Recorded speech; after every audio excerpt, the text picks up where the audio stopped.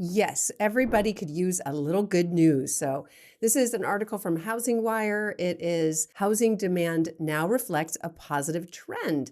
And this is written by Logan Mohtashami, who I know we all follow. He tracks weekly data. And what he says in this article is so much of the data that we see in headlines is dated. It's 2 to 3 months old, especially the Case-Shiller Index that gets headline news. And people are talking about something that was 3 months ago. And we're not in that market now. So, his weekly tracker is super helpful.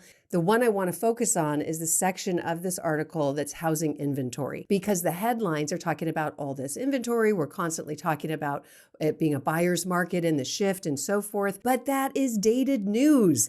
And what is more current is that the housing inventory data showed 33% year-over-year growth earlier in the year, and that's the story people are talking about.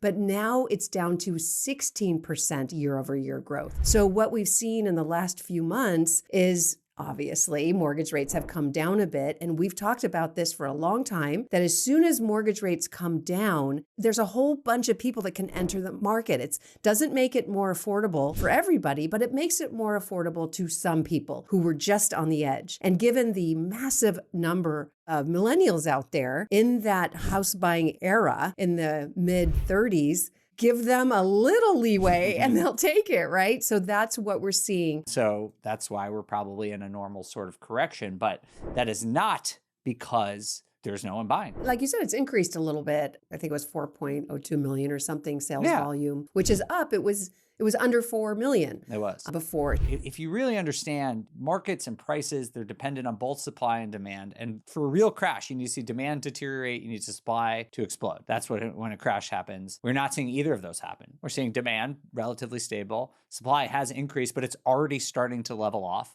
So these are indicators that, although we don't know for sure, much more likely that we're in a correction than in a crash, like we've been saying for a long time. But the data does really bear that out.